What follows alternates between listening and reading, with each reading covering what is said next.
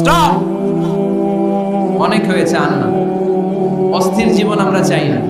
এই কোরআন আমাদেরকে অস্থির সময়ে স্বস্তির বাণী শোনায়, ঠিক কি না? কিসের বাণী শোনায়? স্বস্তির বাণী। কোন সময়ে? অস্থির সময়ে স্বস্তির বাণী শোনায় কোরআন, ঠিক কি না? এজন্য আজকের প্রথম মেসেজ হচ্ছে, কারো বাসায় গেলে পারমিশন নিতে হবে। দরজার সামনে যেয়ে আগে সালাম দিবেন 3 বার। কয়বার? অনুমতি চাইবেন, অনুমতি দিলে ঢুকবেন, অনুমতি না দিলে বের হয়ে চলে আসবেন। পারা যাবে?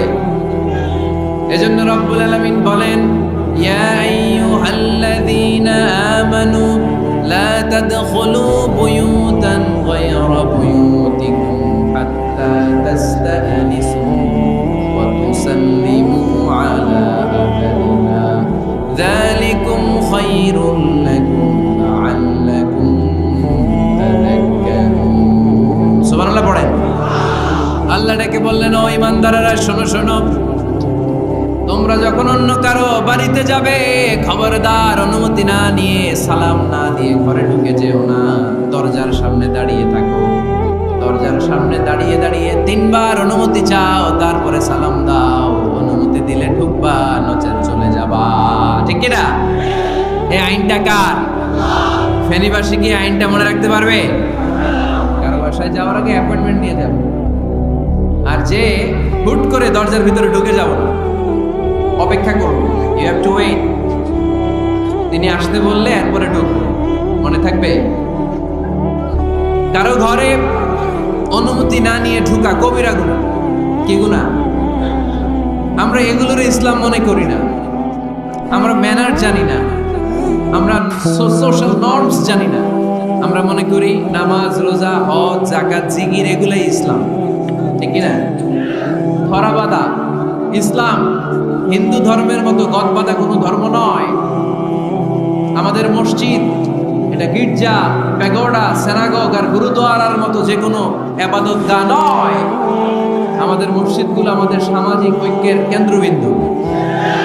আমাদের ইসলাম হচ্ছে আমাদের জীবন চালানোর মেথোডোলজি। কেমন করে এই লাইফটা সুন্দর হবে, স্মুথ হবে, তার সব নির্দেশনা কোরআনের ভেতরে আছে না নাই? এজন্য বিষ্ণু বললেন, খবরদার কারো ঘরে যাওয়ার আগে সালাম দাও, পাশাপাশি অনুমতি চাও। এক সাহাবী দাঁড়িয়ে বললেন, ইয়া রাসূলুল্লাহ, ইয়া হাবিবাল্লাহ, আমার ঘরে আমরা কেবল 2 জন থাকি, 2টা ঘর। এক ঘরে থাকে আমার আম্মা, আরেক ঘরে থাকে আমি। আফাস্তাদিনু আলা উম্মি, আমি কি আমার মায়ের ঘরে ঢোকার আগে অনুমতি নেওয়া লাগবে নাকি? নবী, হ্যাঁ, 2টা রুম আমার ঘরে, এক রুমে আমি, আরেক রুমে আমার মা। আফাস্তাদিনু আলা উম্মি, আমার মায়ের ঘরে যাওয়ার আগে অনুমতি নেওয়া লাগবে? আনা খাদিমুহা, আমি তো তার খেদমত করি, মায়ের ঘরে যাইতে অনুমতি লাগবে? বিষ্ণু বললেন, নাম ইস্তাদিন আলাইহা, হ্যাঁ অবশ্যই মায়ের ঘরে ঢোকার আগে অনুমতি নিয়ে ঢুকবা। সুবহানাল্লাহ পড়বেন না? সাহাবী বললেন, ইয়া রাসূলুল্লাহ, তিনি তো আমার মা, অনুমতি লাগবে কেন? বিশ্বনবী বললেন, তুহিব্বু আন তারাহা উরিয়ানাতান। ও সাহাবী, তুমি কি তোমার মাকে উলঙ্গ দেখতে পছন্দ করো নাকি? সাহাবী বললেন, না, কশিন কালেও নয়, আমি কখনো আমার মারে উলঙ্গ অবস্থায় দেখতে পছন্দ করব না। বিশ্বনবী বললেন, তাহলে অবশ্যই অনুমতি নিয়ে ঢুকবা। যদি মারে উলঙ্গ দেখতে মনে না চায় তাহলে ঢুকবা, কারণ ঘরের ভিতরে কে কখন কোন পরিস্থিতিতে থাকে তার কোনো হিসাব আছে? এজন্য সালাম দিবেন, নক করবেন, অনুমতি চাইবেন, তখন নিজেকে নিজে ভিতরে যারা আছে, মহিলা হোক পুরুষ হোক, সামলে নিবে, গুছিয়ে নিবে, তারপরে আপনাকে ঢুকার ব্যবস্থা করে দিবে, ঠিক কিনা? তাহলে মায়ের ঘরে ঢুকতে হলে যদি অনুমতি লাগে, তাহলে বোনের ঘরে ঢোকার আগে অনুমতির দরকার আছে না নাই? আমার পাশের ঘর হচ্ছে আমার ভাইয়ের ঘর, ভাইয়ের ঘরে ঢোকার আগে অনুমতির দরকার আছে না নাই? কাজিন, চাচাতো বোন, খালাতো বোন, চাচাতো ভাই, খালাতো ভাই, পাশের ঘরের ভাবি, পাশের বাড়ির মানুষ, এদের ঘরে ঢোকার আগে অনুমতির প্রয়োজন আছে না নাই? খবরদার, এটা কবিরা গুনাহ। This is my first message to the people of Feni tonight. আজ রাতে ফেনীবাসীদের কাছে আমার প্রথম মেসেজ হচ্ছে, কারো ঘরে যাওয়ার আগে অ্যাপয়েন্টমেন্ট নিয়ে যাব। কখন তার সাথে দেখা করব, আগে অ্যাপয়েন্টমেন্ট নিয়ে যাব। তারপরে যে দরজার বাইরে দাঁড়িয়ে পারমিশন চাইবো, মানে অনুমতি নিব, তারপরে সালাম দিব, এরপরে ঘরে ঢুকবো। পারা যাবে? ইনশাআল্লাহ পড়তে পারবেন না আওয়াজ করে? আজকে আলোচনার বিষয় হচ্ছে সূরাতুল হুজুরাত। সূরার নাম কি? হুজুরাত। এটা মাদানী সূরা। কি সূরা? এটা কোরআনের 49 নম্বর সূরা। কত নম্বর সূরা?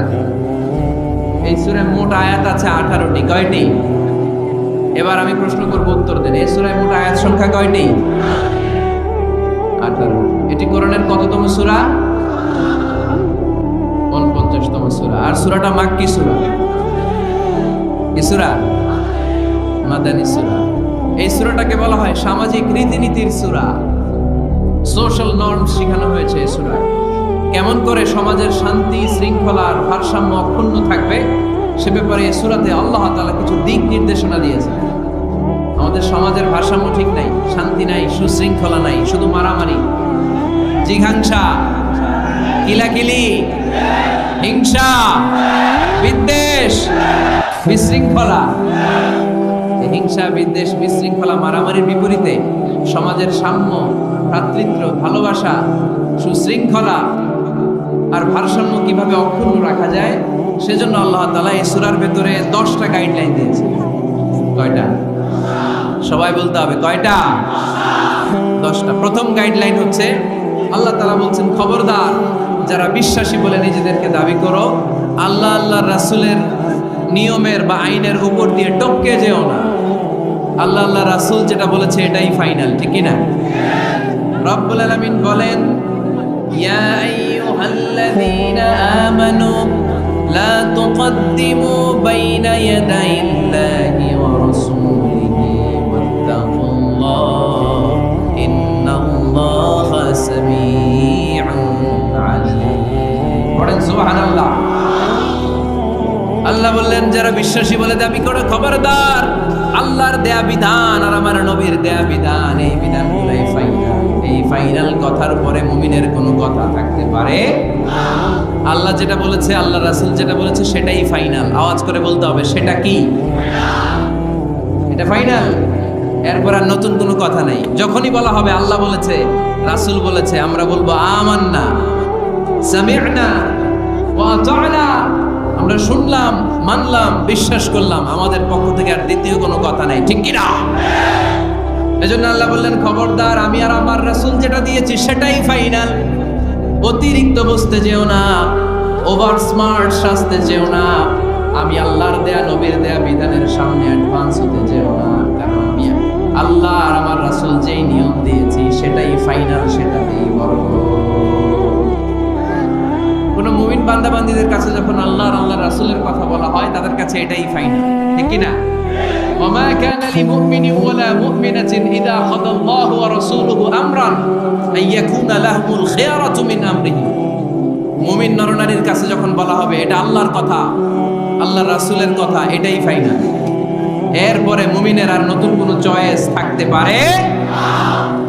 আল্লাহ বলেছে 5 ওয়াক্ত সালাত জামাতের সাথে আদায় করো, এটাই ফাইনাল, ঠিক কি না? আল্লাহ বলেছেন চুরি করলে চোরের হাত কেটে দাও। বিশ্বনবী জীবদ্দশায় চোরের হাত কেটে দেখিয়ে দিয়েছেন, চুরি করলে হাত কেটে দাও, এটাই ফাইনাল, ঠিক কি না? আল্লাহ নিয়ম জারি করেছেন, ও নারীরা পর্দা করে ঘর থেকে বের হও, এর উপরে কোনো কথা নাই, জোরে বলেন ঠিক কি না? আল্লাহ আইন করে দিয়েছেন রমাদানের 29 দিন কিংবা 30 দিন রোজা রাখবা, এটাই ফাইনাল, এরপরে কোনো কথা নাই, জোরে বলেন ঠিক কি না? যারা সম্পদশালী হয়েছো, বছরান্তে 2.5% যাকাত দিবা, বিধানটা কার? এটাই ফাইনাল, এরপরে কোনো কথা আছে? তার মানে আল্লাহ আল্লাহ রাসূল যেটা দিয়েছে এটাই ফাইনাল, এটাই সর্বোৎকৃষ্ট। এর চেয়ে উৎকৃষ্ট আর ভালো হতে পারে না, এটাই শ্রেষ্ঠ। এক সাহাবী বলল, আসুমুদ্দাহার, আমি সারা বছর রোজা রাখবো, রোজা ভাঙবো না। আরেক সাহাবী বলল, আ'তাজিলুন নিসা, আমি আমার বউয়ের কাছে যাব না, আজীবন বৈরাগ্য জীবন যাপন করব। আরেক সাহাবী বলল, উসল্লিল লাইলা কুল্লাহ, সারা রাত তাহাজ্জুদ পড়ব, ঘুমাবো না। এই কথা শুনে বিশ্বনবী রেগে গেলেন। বিশ্বনবী বললেন, কে কে বলেছে এই কথা যে সারা বছর রোজা রাখবে, সারা রাত তাহাজ্জুদ পড়বে, স্ত্রীর কাছে যাবে না? ইন্নী আখশাকুম লিল্লাহি ওয়া আতকাকুম লাহু, নিশ্চয় আমি তোমাদের চাইতে আল্লাহকে বেশি ভয় করি। আমি বিশ্বনবী সবচেয়ে বড় মুত্তাকি, আমি বিশ্বনবী সবচেয়ে বড় বুজুর্গ, আমি বিশ্বনবী সবচেয়ে বড় আল্লাহওয়ালা। তো আমি এত বড় আল্লাহওয়ালা হয়ে আমি 11 জন স্ত্রী রেখেছি, আমি এত বড় আল্লাহওয়ালা হয়ে রাতে তাহাজ্জুদও পড়ি, আবার কিছু অংশ ঘুমাই। আমি এত বড় আল্লাহওয়ালা হয়ে বছরে কিছু সময় রোজা রাখি, মাঝে মাঝে রাখি না। তা আমি ব্যালেন্স করে জীবন ধারণের পরে আমার আল্লাহওয়ালাগিরিতে কোনো সমস্যা হয় নাই, আমার নবী হতে সমস্যা হয় নাই। তোমাদের সমস্যা হলো কেন? তোমরা কোত্থেকে এটা শিখেছো? আমি বিশ্বনবী যেটা শিখিয়েছি এটাই ফাইনাল, এর চেয়ে শ্রেষ্ঠ কোনো কাজ আর হতে পারে না। চিল্লায় বলেন ঠিক কিনা? ফজরের ফরজ নামাজ করা কেন?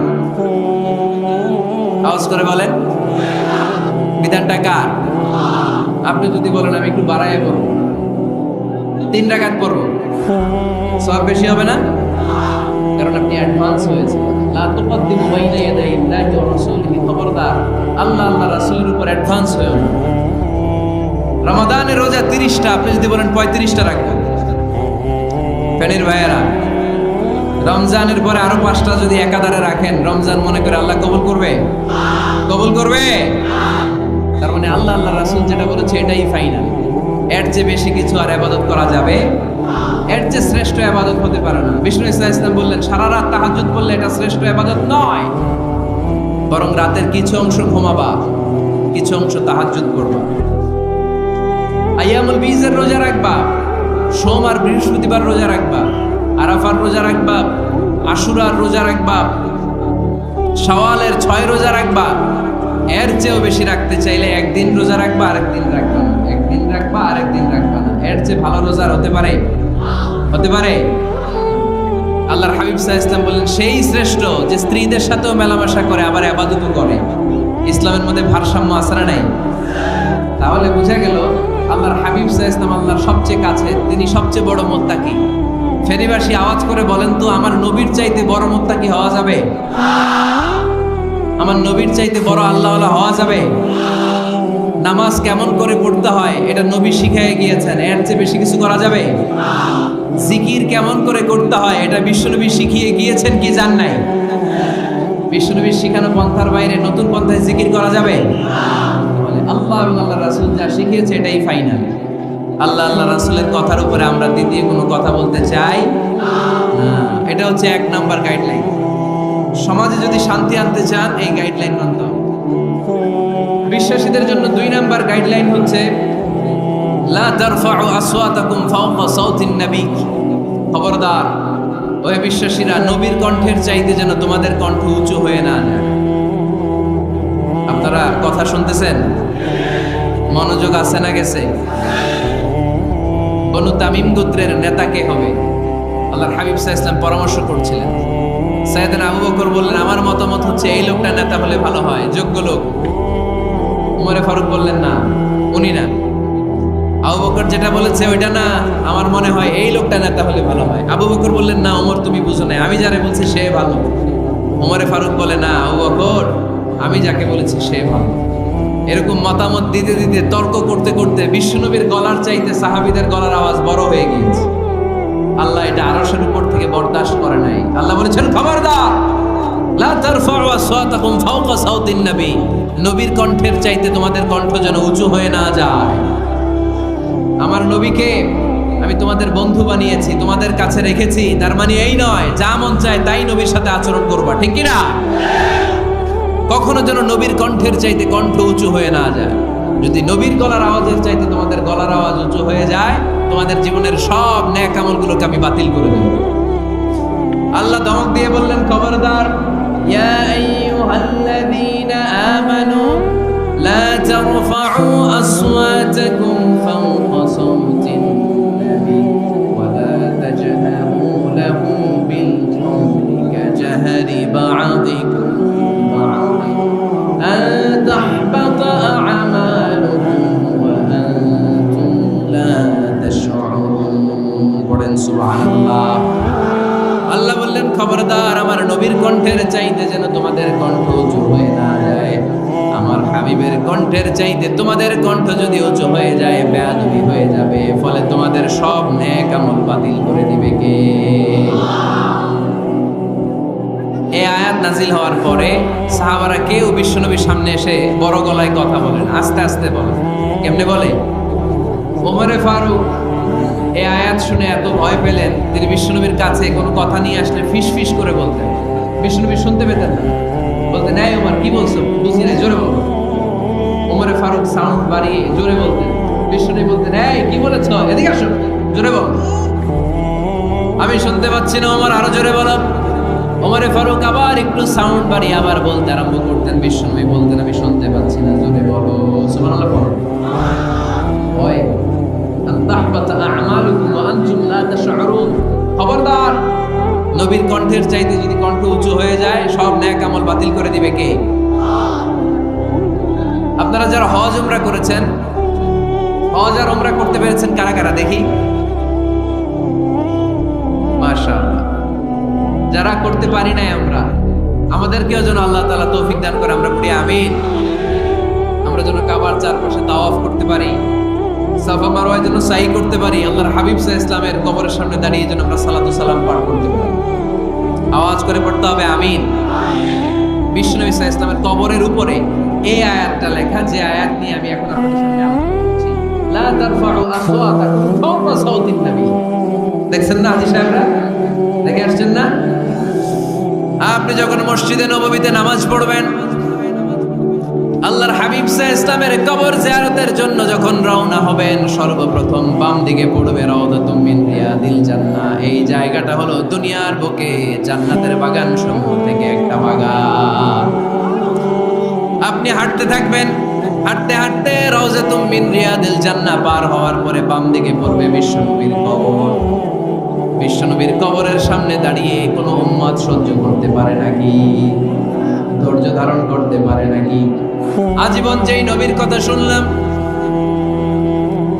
আজীবন যেই নবীর হাদিস চর্চা করলাম, আজীবন যেই নবীর ভালোবাসা হৃদয়ের মধ্যে ধারণ করলাম, ওই নবী নাকি এই জায়গায় শোয়া, ওই নবী নাকি এখানে শুয়ে আছে, এটা কল্পনা করলে কোন উম্মত ধৈর্য ধারণ করতে পারে? কলিজাটা ছিঁড়ে খান খান হয়ে যায়, চিৎকার দিয়ে নবীর ডাক দিতে মনে চায়, কিন্তু আল্লাহ বলেছেন খবরদার, কবরের উপরে এই আয়াতটা লেখা, লা তারফাউ আসওয়াতাকুম ফাওকা সাওতিন নবী। খবরদার, এটা নবীর দরবার, এখানে বড় গলায় চিৎকার চেঁচামেচি করে কোনো আওয়াজ করা যায় না। চিল্লায় বলেন ঠিক কি না? এজন্য আল্লাহ বললেন, লা তারফাউ আসওয়াতাকুম ফাওকা সাওতিন নবী। খবরদার, নবীর কণ্ঠের চাইতে যেন কণ্ঠ উঁচু হয়ে না যায়। এই আয়াতের হুকুম আল্লাহর হাবিব সাল্লাল্লাহু আলাইহি ওয়াসাল্লামের জীবদ্দশা অবস্থায় যেমন ছিল, ঠিক এখনো এটারে বলবৎ রেখেছে কে? তাই ওইখানে আল্লাহর হাবিব সাল্লাল্লাহু আলাইহি ওয়াসাল্লামের কবরের সামনে বুক ফেটে কান্না আসে, আমার নবী, আমার পেয়ারা নবী এখানে, পেয়ারা রাসূল শুয়ে আছে, এটা জেনেও আমি চিৎকার দিতে পারি না, আমি হই হুল্লোড় করতে পারি না, আমি লাফাতে পারি না, আমি শুধু চোখের পানি ছেড়ে আমার নবীরে সালাম পাঠাতে পারি। ঠিক কি না? এই আয়াতের হুকুম শুধু নবীর ক্ষেত্রেই প্রযোজ্য নয়, আব্বা আম্মার ক্ষেত্রেও প্রযোজ্য। আব্বা আম্মার সামনে দাঁড়িয়ে বড় গলায় কথা বলা যাবে? উস্তাদ আল আসাতিজা যারা আমাদেরকে শিখিয়েছেন, তাদের সামনে বড় গলায় কথা বলা যাবে না। আধ্যাত্মিক গুরু, ইসলামী আন্দোলনের নেতা, ধর্মীয় নেতা, ওনাদের সামনেও চোখ রাঙিয়ে কথা বলা যাবে না। চিল্লায় বলেন ঠিক কি না? লা তারফাউ আসওয়াতাকুম ফাওকা সাওতিন নবী। আদব নাই সমাজে, আদব নাই, এজন্য এত মহা সমস্যা। তাহলে প্রথম মেসেজ হচ্ছে আল্লাহ আল্লাহর হাবিব যা বলেছেন ওইটাই ফাইনাল, ওইটার উপরে কোনো কথা আছে? দ্বিতীয় মেসেজ হচ্ছে নবীর দরবারে দাঁড়িয়ে বড় গলায় কথা বলা যাবে। 3 নম্বরে আল্লাহ বললেন, ইয়া আইয়ুহাল্লাযীনা আমানু ইন জাআকুম ফাসিকুম বিনাবাইন ফাতাবায়ানু। ও বিশ্বাসীরা, ও ঈমানদার বান্দারা, তোমাদের সামনে যদি কোনো পাপাচারী, কোনো ফাসিক যদি কোনো খবর নিয়ে আসে, খবরটা বিশ্বাস করার আগে যাচাই করে নিও। ফাতাবায়ানু ইয়ানি ফাতাসাব্বাতু আন সিহহাতিল খবর, খবরটা সহি কিনা যাচাই করার দরকার আছে না নাই? ইযা জাআকুম ইন জাআকুম ফাসিকুম বিনাবাইন ফাতাবায়ানু। ফেনীবাসী মনোযোগ দিয়ে শুনেন, কেউ যদি কোনো তথ্য নিয়ে আসে, খবর নিয়ে আসে, শুনেই হুট করে বিশ্বাস করা যাবে না। ফেসবুকে প্রায় বিভিন্ন ফেক নিউজ আছে না নাই? রুমর, গুজব আছে না নাই? আমি তখন মালয়েশিয়া, হঠাৎ করে দেখলাম নিউজের মধ্যে অনেকে স্ট্যাটাস দিতে শুরু করেছে যে পেঁয়াজের মতো লবণেরও দাম বেড়ে গেছে। এটা কি সত্য নিউজ না গুজব? জোরে বলেন। গুজব। আসলে কি লবণের দাম বাড়ছিল? কিন্তু না জেনেই অনেকে শেয়ার দিচ্ছে। এই জন্য ফেসবুকে কোনো নিউজ যদি আপনি দেখতে পান, শুনতে পান, verify, justify the news whether it's true or wrong. Check, make a cross check and double check regarding the authenticity of the report. এই রিপোর্টটা সঠিক কিনা ভেরিফাই করবেন আগে, তারপরে শেয়ার মারবেন। অনেকে আছে সিলে কান নিয়ে গেছে শুনে সিলের পিছনে দৌড়। আগে কি সিলের পিছনে দৌড়াবেন নাকি কানে হাত দিবেন? নিউজ একটা দেখলে শেয়ার দেয়া যাবে? কি করবেন? যাচাই করবেন। You have to cross check. You have to justify the news. You have to verify the news. আমরা প্রায় নিউজ একটা দেখলেই শেয়ার দেই। হয়তো একটা ভুল নিউজ আপনি শেয়ার দিয়েছেন, এই ভুল নিউজের কারণে পুরো সমাজের মধ্যে গোলমাল, এর দায়ভার আপনার কাঁধেই বর্তাবে। আওয়াজ করে বলেন ঠিক কিনা? এই ভুয়া নিউজগুলোতে আমাদের খুব আগ্রহ। ফেসবুক নিজের মন মতো ব্যবহার করা যাবে না। প্রায় ফেসবুকে অনেক রুমর পাবেন, গুজব, অনেক স্ক্যান্ডাল। অমুক নেতার গোপন ভিডিও ফাঁস। তো অমুক নেতার গোপন ভিডিও ফাঁস, তোর কি হয়েছে? তোর সমস্যা কি? ওইটা তোর শেয়ার দেওয়া লাগবে কেন? চিল্লায় বলেন ঠিক কিনা? মানুষের দোষ আমরা গোপন করতে পারি না। মান সাতারা মুসলিমান সাতারাহুল্লাহু ফিদ দুনিয়া ওয়াল আখিরাহ। যে অন্যের দোষ দেখে গোপন রাখে, তার দোষগুলো গোপন রাখবে কে? মান কাশাফা মুসলিমান কাশাফাহুল্লাহু ফিদ দুনিয়া ওয়াল আখিরাহ। যে অন্যের গোপন বিষয় প্রকাশ করে দেয়, ওর গোমরও কিয়ামতের ময়দানে ফাঁস করে দিবে কে? আপনি 10 জনের সামনে অন্যের গোপন বিষয় ফাঁস করবেন, আল্লাহ লাখো মানুষের সামনে আপনারা ল্যাংটা করে ছেড়ে দিবে। লক্ষ মানুষের সামনে আপনার গোমর ফাঁস করে দিবে। খবরদার, অন্যের পিছনে লেগে থাকেন না। অন্যের দোষ খুঁজেন না, দোষ খুঁজবেন নিজের। ইন জাআকুম ফাসিকুম বিনাবাইন ফাতাবাইয়ান। মুমিন কোন তথ্য, কোন সংবাদ, কোন রিপোর্ট কিংবা নিউজ শুনলে বিশ্বাস করে না। মুমিন আগে এটাকে যাচাই করে, বাছাই করে, জাস্টিফাই করে, ভেরিফাই করে, তারপরে সে বিশ্বাস করে। ঠিক কি না? আল্লাহর হাবিব সাল্লাল্লাহু আলাইহি ওয়াসাল্লাম বনুল মুস্তালিকের যুদ্ধে জয়লাভ করলেন। হারিস ইবনে মিরার বনুল মুস্তালিকের নেতা। শুনতেছেন আপনারা? কষ্ট হচ্ছে? আচ্ছা।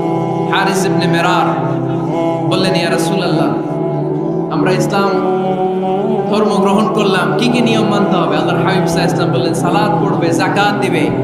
উনি বললেন, তাহলে যাকাত নেন। আল্লাহর হাবিব বললেন, না, এই তো মাত্র কালিমা পড়ে মুসলমান হলে হালানিল হাউল, 1 বছর অতিক্রান্ত হওয়ার পরে যাকাত দিবে। আল্লাহর হাবিব সাল্লাল্লাহু আলাইহি ওয়াসাল্লাম মদিনায় ফিরে আসলেন। 1 বছর পর আল ওয়ালিদ ইবনে উকবা রাদিয়াল্লাহু তাআলা আনহুকে পাঠালেন, যাও বনুল মুস্তালিকের 1 বছর পূর্ণ হয়েছে, যাকাতের সম্পদ নিয়ে আস। এইদিকে হারিস ইবনে মিরার যাকাতের সম্পদ নিয়ে, সৈন্যবাহিনী নিয়ে, নবীর দূত আসবে যাকাত কালেকশনের জন্য, ওনার জন্য মেহমানদারিতে কোনো ঘাটতি না হয়, ওয়েল রিসিপশন দেওয়ার জন্য এলাকা থেকে বের হয়ে মরুভূমির সামনে দলবল নিয়ে দাঁড়িয়ে। ওয়ালিদ ইবনে উকবা যখন যাকাতের সম্পদ কালেক্ট করার জন্য বনুল মুস্তালিকের ওদিকে যেতে শুরু করেছে, এলাকায় ঢোকার আগেই দেখে বনুল মুস্তালিকের লোকেরা ঘোড়সাওয়ার বাহিনী দাঁড়ায় আছে। এই দৃশ্য দেখে ওয়ালিদ ইবনে উকবা মনে করেছে বনুল মুস্তালিক মনে হয় তাকে হত্যা করার জন্য দাঁড়িয়ে রয়েছে। আসলে কি হত্যার জন্য দাঁড়ায় আছে? কি জন্য দাঁড়ায় আছে? ওয়েলকামিং রিসিপশন দেয়ার। উনি ভয় পেয়ে অ্যাবাউট টার্ন, তথ্য যাচাই না করে মনে করছে আমারে মারবে, ধরবে। About turn, return back to Medina. মদিনায় চলে গেলেন, যে বলে, ইয়া রাসূলুল্লাহ, বনুল মুস্তালিক যাকাত দেওয়া তো দূরের কথা, এগুলো তো সব কাফের হয়ে গেছে। ইয়া রাসূলুল্লাহ, ওরা তো মনে হয় কাফের হয়ে গিয়েছে, যাকাত প্রদান করা তো দূরের কথা, মারার জন্য সৈন্যবাহিনী নিয়ে অ্যাটাক করেছে। বিশ্বনবী রেগে গেলেন। খালিদ বিন ওয়ালিদের নেতৃত্বে 1000 সৈন্যবাহিনী পাঠিয়ে বললেন, যাও বনুল মুস্তালিক অ্যাটাক করো, বনুল মুস্তালিকে অভিযান চালাও। আল্লাহ বললেন, নবী অভিযান পরে চালান। ইন জাআকুম ফাসিকুম বিনাবাইন ফাতাবায়ান। সুবহানাল্লাহ পড়েন। নবী হে, অভিযান পরে চালান, তথ্য যে নিয়ে আসছে ওয়ালিদ, এটা সত্য কিনা আগে যাচাই করেন। সে যে তথ্য আপনাকে সরবরাহ করেছে এই তথ্য সঠিক নয়, সে ভুয়া তথ্য দিয়েছে, সে ভুল বুঝেছে, এখানে মিসআন্ডারস্ট্যান্ডিং হয়েছে। আপনি 1000 সৈন্যবাহিনী পাঠাবেন না। আপনার 1000 সৈন্যবাহিনী যে যদি বনিল মুস্তালিককে অ্যাটাক করে, তাহলে এই অ্যাটাকে কোনো ক্ষয়ক্ষতি হলে সবটার দায়ভার আপনার কাঁধেই বর্তাবে। চিল্লায় বলেন ঠিক কিনা? আমার নবীকে শেখানোর মাধ্যমে আল্লাহ তাআলা আমাদেরকে শিখালেন, নিউজ একটা শুনলে বিশ্বাস করা যাবে না, আগে যাচাই বাছাই করার দরকার আছে না নাই? আছে। আপনার বন্ধু এসে বলল, আরে দোস্ত তুমি এইখানে, ভাবিরে তো দেখলাম বাজারে আরেক লোকের সাথে ঘুরতেছে। আপনি রেগে মেগে আগুন, অফিস থেকে বাসায় যায় বউরে কিল, আইজো মায়ের কাইলো মায়ের, এরকম হতে পারে না? আপনার বন্ধু হয়তো আপনার ওয়াইফের মতো আরেকজন মহিলাকে দেখেছে, এটা হতে পারে কি পারে না? আপনার ওয়াইফকে জিজ্ঞেস করেন নাই, ক্রস চেক করেন নাই, না করে আপনি ঝগড়া মারামারি শুরু করে দিয়েছেন। এই ছোট্ট ঝগড়া থেকে বিচ্ছেদের দিকে, ডিভোর্সের দিকেও যেতে পারে, এরকম আছে না নাই? এরকম অনেক বুড়ি বুড়ি কেস আমাদের কাছে আছে। নিউজ যাচাই না করে, গুজব আর রুমর যাচাই না করে সিদ্ধান্ত নিয়েছে, পরে মাথার মধ্যে চাপড়ায়, নিজের কপালে নিজে চাপড়ায়, এরকম আছে না নাই? তাহলে আল্লাহ তাআলার দেয়া 3 নাম্বার গাইডলাইন হচ্ছে, কোনো তথ্য শুনেই বিশ্বাস করা যাবে না, আগে যাচাই করতে হবে। আগে কি করতে হবে? যাচাই করতে হবে। যাচাই বাছাই ছাড়া আজ থেকে ফেসবুকে আমরা আর কোনো নিউজ শেয়ার দিবেন? মনে থাকবে? আরে এগুলাই তো জরুরি ওয়াজ। কবরের ওয়াজ তো অনেক শুনছি, জান্নাত জাহান্নামের ভয় আর জান্নাতের নাজ নেয়ামত তো অনেক শুনেছি। সমাজটারে শান্তিপূর্ণ ভারসাম্যপূর্ণ করার দরকার আছে না নাই? খবর শুনে আমরা বিশ্বাস করি, যাচাই না করে আমরা বলে বেড়াই না। যাচাই না করে, নিশ্চিত না হয়ে আজ থেকে কোনো নিউজ আমরা ফেসবুকে শেয়ার দিব না। 4 নম্বরে আল্লাহ বললেন, 4 নম্বর গাইডলাইন আল্লাহ দিলেন, ইয়া আইয়ুহাল্লাযীনা আমানু লা ইয়াসখারু কওমুম মিন কওম। খবরদার আমার বিশ্বাসী বান্দারা, আমার ইমানদার বান্দারা কেউ কোনোদিন কাউরে ঠাট্টা বিদ্রুপ করে না। সুবহানাল্লাহ পড়েন। মুমিন বান্দা কাউকে ঠাট্টা করতে পারে, বিদ্রুপ করতে পারে না। আমাদের জিহ্বা আছে বলে আমরা যা ইচ্ছা তাই বলতে পারি, কথা বলেন না কেন? আমাদের কান আছে বলে কান দিয়ে আমরা যা মনে চাই তাই শুনতে পারি। যেন কানে শুনি সদা তোমার কালাম, এ খোদা চোখে যেন দেখি শুধু কোরআনের আয়াত। শোনো আমার মুনাজাত, শোনো শোনো ইয়া ইলাহি আমার মুনাজাত, শোনো আমার মুনাজাত। সবাই আওয়াজ করে পড়েন আমিন। লা ইয়াসখার কওমুন মিন কওম।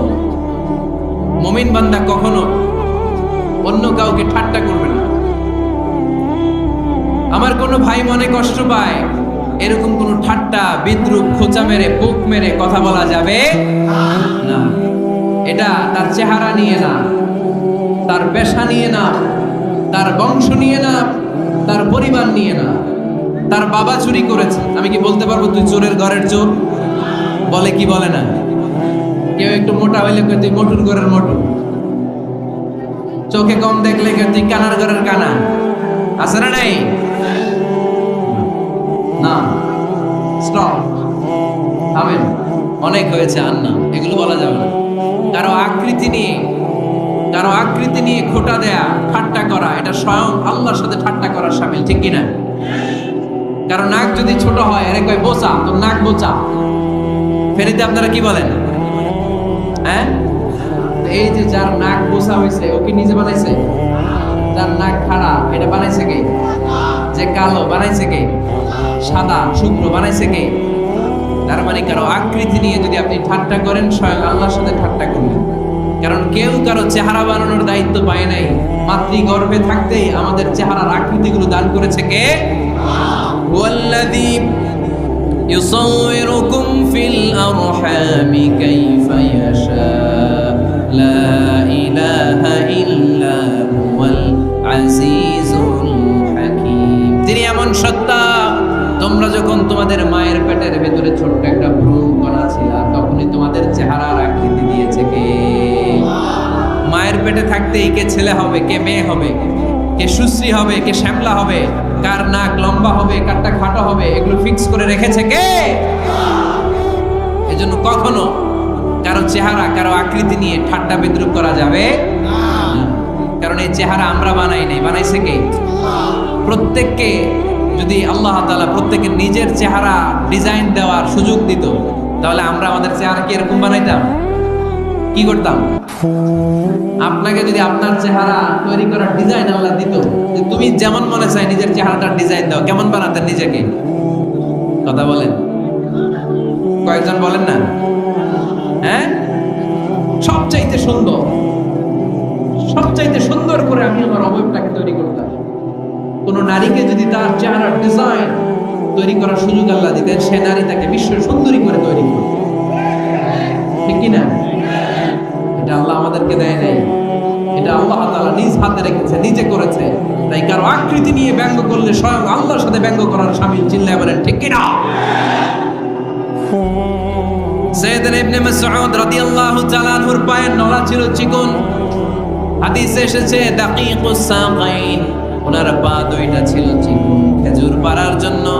ইবনে মাসউদ রাদিয়াল্লাহু তাআলা আনহু যখন খেজুর গাছে উঠলেন, সাহাবারা সাইয়েদনা ইবনে মাসউদের পা দেখে হাসাহাসি শুরু করে দিল। বিশ্বনবী বললেন, খবরদার খবরদার, ইবনে মাসউদের চিকন পা দেখে তোমরা হেসো না। ইবনে মাসউদের চিকন পা দেখে তোমরা হাসো।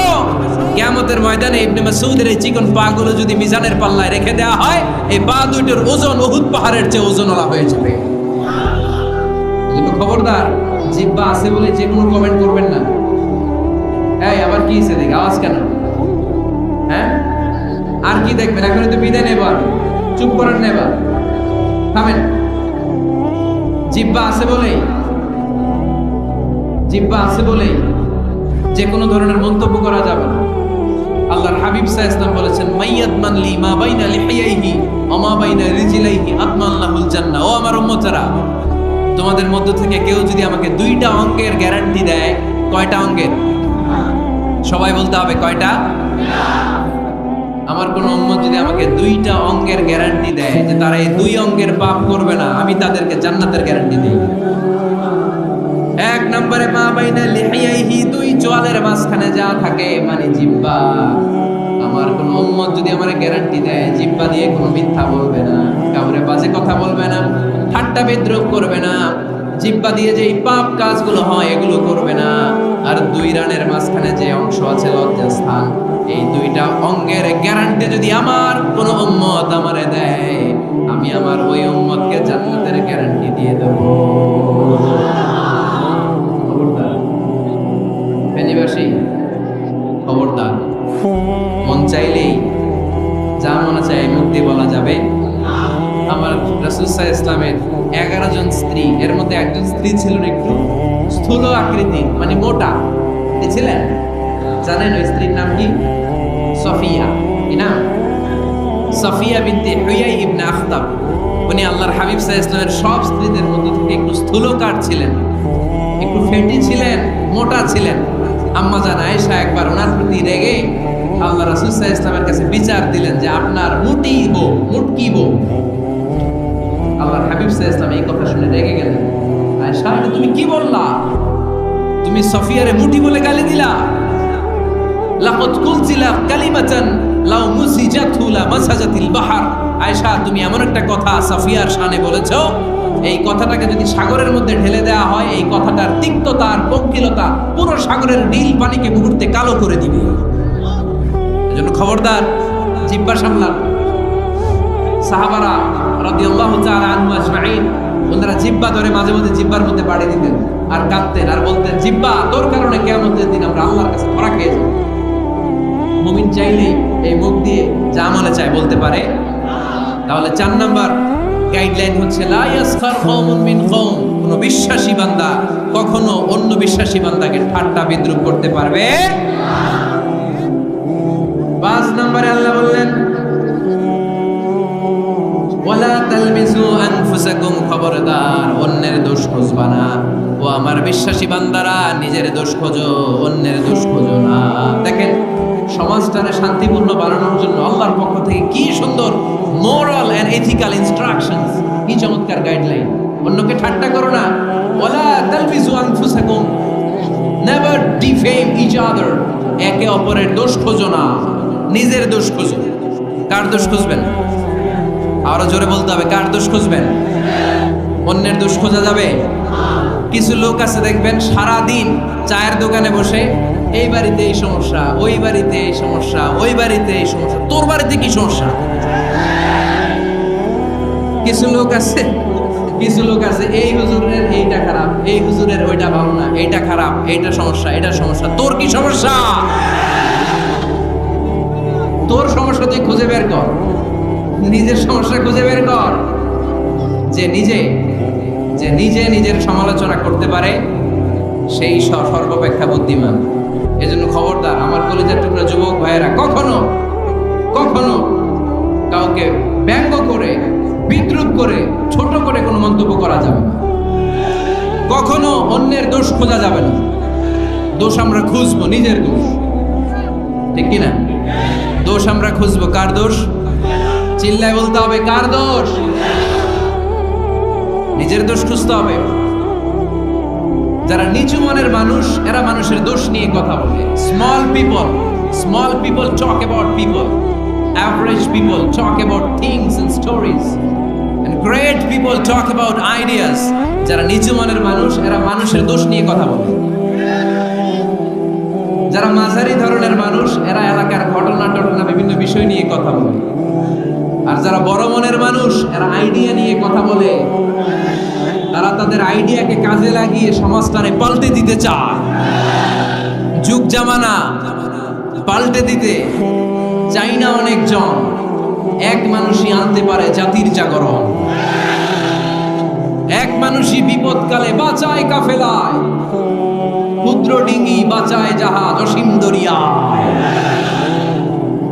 এজন্য নিজেকে শুধরাতে হবে। ওয়ালা তালমিজু আনফুসাকুম, অন্যের দোষ খোঁজো না, নিজের দোষ খোঁজো। তাহলে ফেনীবাসীরা, এই হোক আমাদের স্লোগান, আমরা নিজেদের দোষ খুঁজবো বেশি, অন্য কারো দোষ কখনো খুঁজবো। আপনি নিজে ঠিক হয়ে যান, দুনিয়া এমনি ঠিক হয়ে যাবে। নিজে ঠিক, দুনিয়া ঠিক।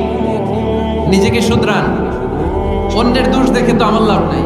ও কি করছে এটা ও জবাব দিবে, আমি কি করেছি আল্লাহর সুপ্রিম কোর্টের কাঠ করায় সেদিন আমাকে জবাব দিতে হবে। চিল্লায় বলো, ঠিক কিনা? এজন্য অন্যের দোষ যেন আমরা না খুঁজি, নিজেকে যেন পরিবর্তন করি। পরিবর্তন করতে রাজি আছি তো সবাই? পরিবর্তনের অগ্রনায়ক হতে রাজি আছি তো সবাই? সিদ্ধান্ত নিতে হবে, শক্ত সিদ্ধান্ত। দাঁড়াতে হবে, সৈনিকের মতো দাঁড়াতে হবে, ঠিক কিনা? আধারে ভয় পেও না, আলো আছে আড়ালে, অন্ধকার পালিয়ে যাবে তুমি উঠে দাঁড়ালে। নিজেকে দাঁড়াতে হবে, নিজের সাথে নিজের শক্ত বোঝাপড়া করতে হবে। অন্যের দোষ খোঁজার সময় আমাদের নাই। চিল্লায় বলো, ঠিক কিনা? দোষ খোঁজা যাবে না, নিজের দোষ নিজের আমরা খুঁজবো। বসেন বসেন। কি ঢুকছে এখানে? হ্যাঁ, কারেন্টের শক করছে? সাপ ও আর শুনতে আসে।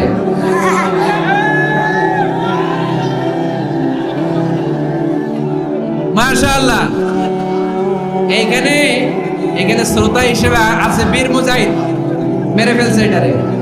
ঠিক আছে, ঠিক আছে, ঠিক আছে, বসেন।